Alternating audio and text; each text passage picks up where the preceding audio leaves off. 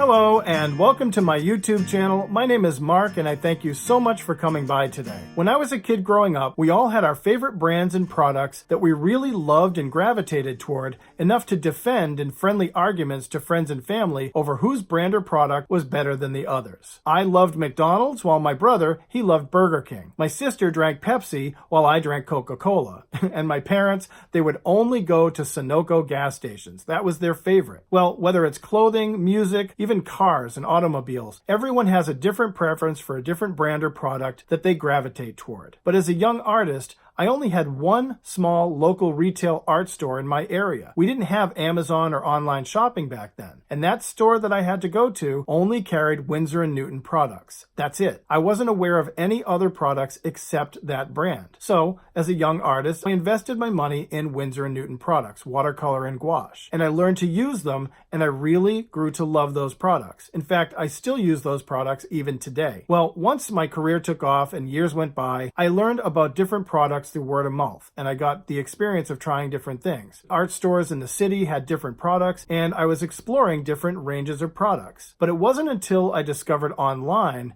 that there were products all over the world that I could now try and had access to. Daniel Smith, Schminke, Sennelier, and this brand in particular, M. Graham. They're an American brand which I had no idea of until about maybe 5 years ago, and I really enjoyed experimenting with them. So I invested in some more and built myself my first M. Graham watercolor set. I really love these paints, and as far as brand loyalty goes, this is probably the one that won my heart the most. I really love these paints, and I really love the way they work and the way I work with them. So what I've done is I've bought a few more sets and a few more paints over the years, and I built that one set that I had early on, but I never expanded it. So today I was going to expand it without making a video, and I thought, you know what, maybe I should just put this in video form and share this with you guys and see if this might be something helpful for you to see as well. I'm going to retool some old palettes and try to make some sense of these paints and build a new set that I'm hopefully going to use for years to come. So I hope this is helpful for you guys, and I hope it's enjoyable, and let's explore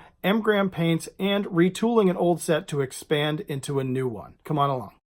My introduction to the brand of M. Graham paints began with this tube of Prussian blue paint. The store that I shop at, the woman invited me to open it up to take a look at the color, and the thing exploded in my hand, which was a real mess, and she felt really bad, and she ended up giving it to me for half price, which was really generous. But it also led me into buying more tubes of paint and a couple of sets. I really enjoyed these paints, and they were so different from other paints that I'd used, so I decided to explore them, which I actually talk about in this video, Build Your Own Watercolor Set, which I'll link in the description below. Well, these paints were so great that I ended up building my first set. This is my 12-pan set of M. Graham full pans, and I really love it. However, over the past few years, I've been picking up a tube here and a tube there, until finally I built a set of 25 tubes, which I want to now retool into a full set instead of just having the 12 and then having, the loose tubes. So I want to get into the discussion of retooling this set, and I also want to talk about brand loyalty, which is something else. We'll talk about that later. But what I figured I'd do was take this initial tin and pull the tray out and see if I could fix these pans into this set and see what happens. And lo and behold, the 12 full pans that I had that were filled into the first, with the tray in there in the first set, can expand into 18 full pans if you take the tray out, which is a no-brainer really, but I think a lot of people buy these Meeden tins or any kind of the tins and just don't realize you can pull those trays out and actually do more with it. So I can hold 18 full pans in this Meeden tin, or I can expand it to 30 half pans. Now, I don't need 30 half pans, and I want to keep my full pans, so I decided to retool my old Chesterfield cigarette tin that I got on eBay and see how that does. I used to use this for my Prima marketing paints, which I've since retooled and broken up, and I've given some away. So it's empty, and lo and behold here, it fits 25 full pans and 1 half pan. This is the perfect amount for the paints that I have. I was curious and I wanted to see how many half pans this would hold, and I was surprised that it holds about 42 half pans. That's amazing. But I don't need that many half pans, and I want to keep a full pan set.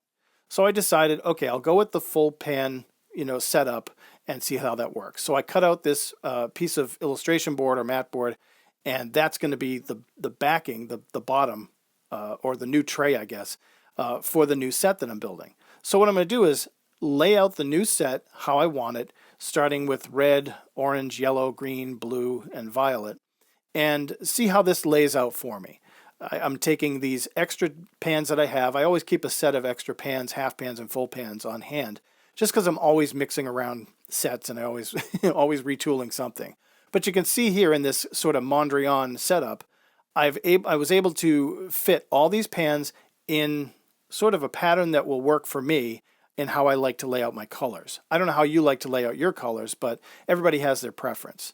So flipping it upside down, keeping the layout, and then taking some double-sided sticky foam tape. I'm just going to tape these right onto the back of these empty pans, or these pans that I want to retool. And I'll tape this onto the back of that black card again, and that will be my new tray. So this is pretty easy. I mean, I've used magnets in the past. I've used the sticky putty in the past. It doesn't matter what you use. Whatever works, just do it. But for me, this works just fine. I'm not going to be pulling this set apart anytime soon, and I'm sure I'm going to retool the color, so I want something that I can pull apart easily, but also something that's going to stay fixed, and that's what's happening here. So I know what's going to happen. I'm going to retool this a little bit more, and I'm going to play with it, and then I'm going to fill it up, and I'm going to be really, really happy. I'm going to love this set. I know I am. Let's talk about brand loyalty right after this coffee break.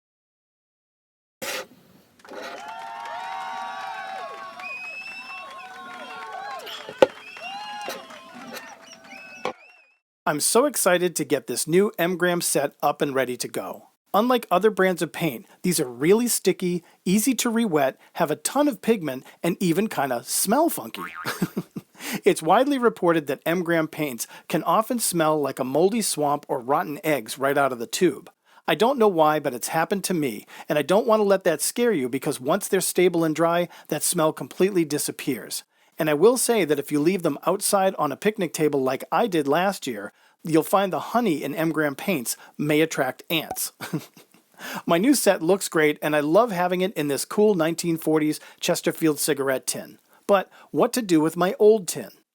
As I said earlier, I have a whole bunch of empty full and half pans that I can use when I'm ready to build a new set.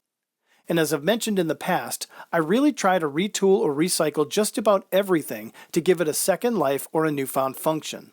Whether it's using seltzer bottle caps as paint pans, or old Altoid or tea tins, plastic containers, or even a small cardboard package that I'd normally throw away, it's great to retool and reuse these discardable items. I use these Bon Maman jelly jar lids to stick my inkwells to so I can catch spills and keep my space clean. And the jars are great for water to wash my brushes or to keep dry brushes on hand while I'm working. We even keep a dozen of these jars in our kitchen as a unique set of drinking glasses. It's so easy and rewarding to recycle older items into something new instead of spending money on new products or new brands. And that's where this discussion is going to go next. We'll talk about brands and brand loyalty. So, what exactly is brand loyalty, and what does it have to do with art?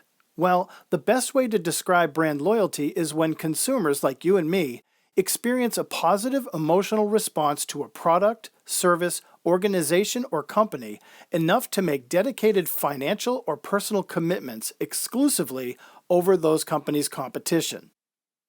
Brand loyalty is based on trust, personal appeal, or the feeling of clout or status we derive from being associated with that company, their service, or their products. Working in a high school, I got to see firsthand how brand loyalty affects teenagers. Brands like Apple, Vans, and Timberland can make a student seem cool to have the latest and greatest products. With young parents, they rely on the same brands of strollers or car seats because of the safety ratings. And professionals invest in the highest-end vehicles like BMW or Audi to exhibit their level of success. The attachment to a specific brand can be very powerful, whether financially, emotionally, or even physical when it comes to food, medicine, or even cigarettes or alcohol. I admit it, I'm a fan of Starbucks coffee. I really enjoy the taste, especially because I've tried so many other brands, and that's the one that I like the most over all the competition. So how does brand loyalty even start? Well, companies begin targeting consumers around the age of 2 or 3 years old, when children first begin to recognize patterns, shapes, and colors. Brands like Hasbro, Disney, and Kellogg's spend billions of dollars every year promoting bright, primary colors, fun cartoons, and familiar patterns and shapes on their packaging, toys, and clothing to attract children. And once they're hooked, those children become consumers for life, loyal to their favorites. I remember when my son would shout "Grandma" every time we'd drive down the same stretch of highway near our house, apparently for no reason. One day I realized when he shouted it at the very same place that we passed a Toyota dealership. I noted that above the tree line there was a large Toyota sign with a big logo on it, which my son could see but I didn't even take notice of. The logo on the sign was the same logo that my son saw in his grandmother's car, which was a Toyota. So for him, he was associating that brand with his grandmother, a connection of love and warmth. And ironically, now that he's 18 years old, he actually drives a Toyota. Coincidence? Still, it takes a lot for a person to be loyal to a specific brand. In fact, it takes years. For children, it relies on comfort, fun, and how it makes them feel. Chicken nuggets on a plain old plate will not taste as good as the same chicken nuggets coming out of a bright, colorful Happy Meal bag. For teens and older, companies rely on those years of inundating consumers with a relentless onslaught of images, advertising, and product placement. For adults, it's a little more complicated. Adults are more savvy and become resistant to basic marketing. It takes more for companies to get through to adults, and companies will employ the 6 levels of marketing strategies to get through to them. The first is genuineness. This is when companies promote their brands with honesty, sincerity, or an established history to gain the trust of the consumer. Number 2 is luxury. And this is when brands are promoted as being sexy, sophisticated, or having mass appeal, or making the consumers feel that way. Number 3, durability. This is when products or services are shown to get the job done, that they're tough and can hold up to extreme use. Number 4, intelligence. This is when companies leverage their consumers' desire for smart, responsible, and intelligent products, especially when related to the environment. Number 5, state-of-the-art.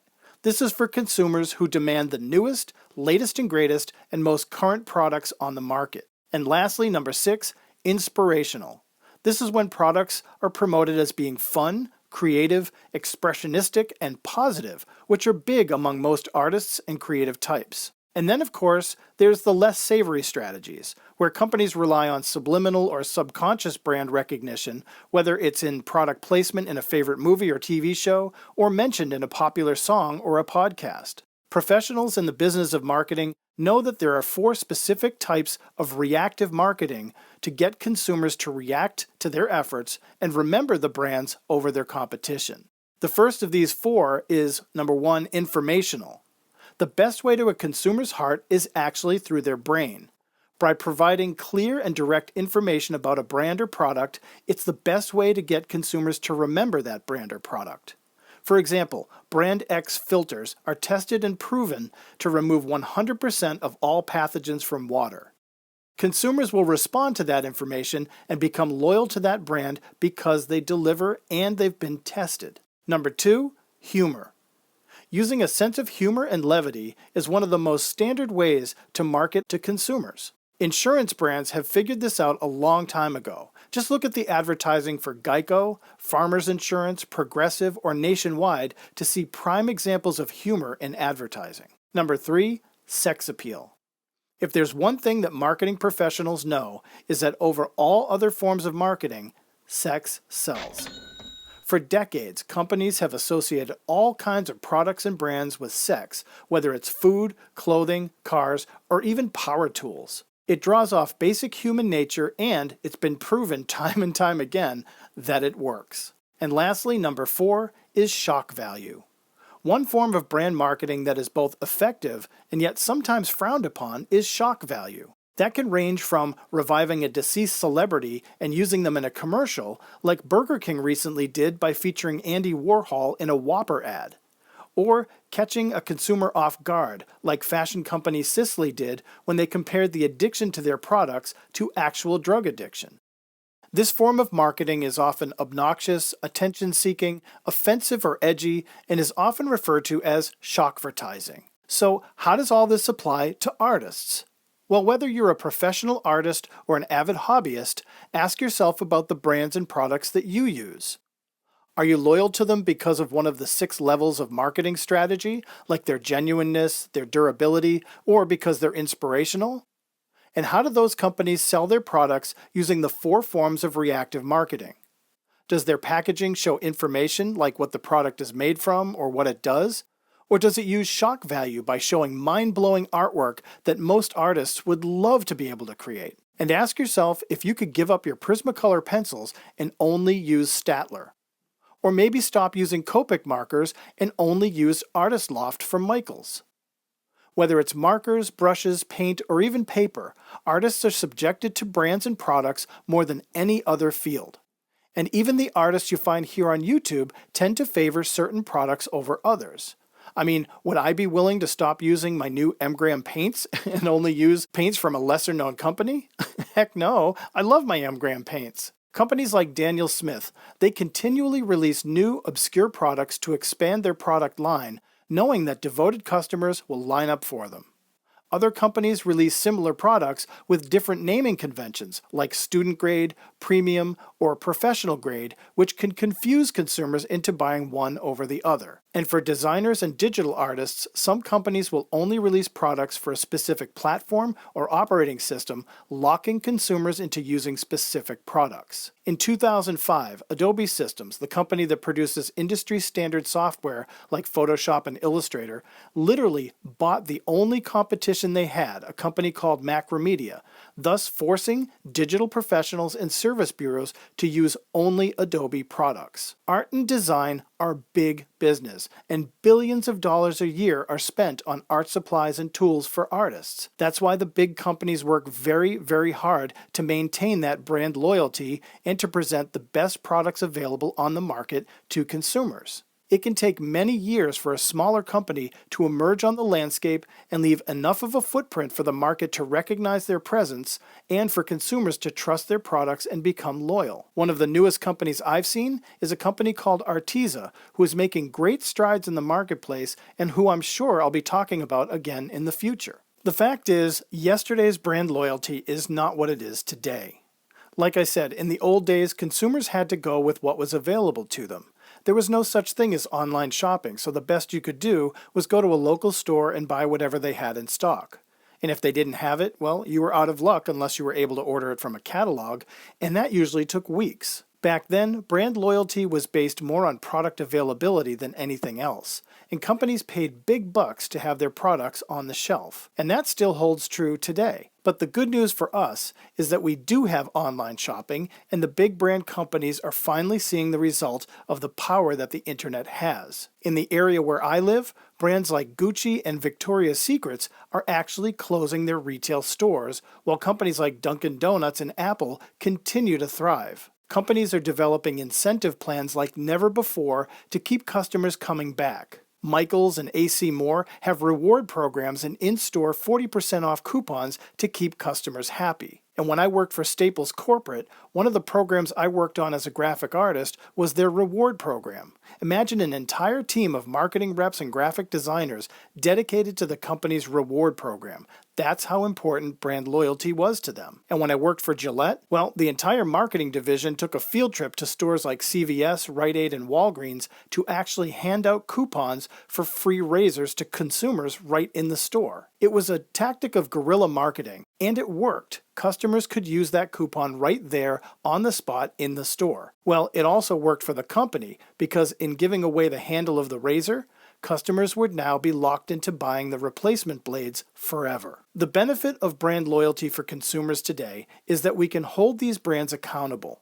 If they decide to take shortcuts on manufacturing to save money, consumers can complain about it on social media. And once that information begins to spread, it spreads very quickly and can damage a company's loyal consumer base. I did a video on Prismacolor pencils, and I was very surprised how many people responded with a negative perception of that company. It's unfortunate because I've used Prismacolors for years and never had any problem. But historically, knowing how their product line has changed over the past decade or two, I can certainly say that I prefer the old Spectacolors that I used to use years ago to the Prismacolor pencils they've become today. Another benefit is social and environmental awareness. Most companies are aware that going green is an investment into brand loyalty, because consumers see it as a form of caring, which fits nicely into the category of genuineness, one of the 6 levels of marketing strategy. The downside to all this is that being devoted to one brand can actually keep us from exploring other potential brands and products. For people who are die-hard Winsor & Newton painters, they'll never stray from their favorite brand. They'll never know how amazing some of the other products are on the market. Something I love to do on a random weekend is to go and test drive really nice automobiles. I drive a Nissan, so I'll go to a Mercedes dealership and test drive one of their new cars. Then I'll head over to the Audi dealership and see what they've got. It's a really fun way of getting to drive a really nice car without buying it or spending money on renting one. But for those people who will only drive Chevy cars, they will never appreciate what it's like to experience a car from another manufacturer. And that can be said for any brand or product out in the market. Times change, just like we change, and companies release new products all the time to keep up with those changes. So to turn away from those new brands or products, or even companies, is unfortunate, and it keeps the competition from being able to grow. I love the idea of innovation and new ideas, and by supporting my favorite brands, it allows them to develop those new products. And the same is true for smaller companies looking to mature. I mentioned Arteza products before. I support them and I use their products because I want to see the company thrive, grow, and succeed. Because in the end, the competition is best for the consumer. We all win when there are enough healthy alternatives to one specific brand. Well, I thank you so much for watching this video. If you haven't subscribed to the channel, please do so now, as I'd love to bring you more content like this in the future. I hope this discussion was interesting for you, and I'd enjoy hearing your thoughts on brand loyalty in the comments below. Thank you again, have a great day, keep on creating, and God bless.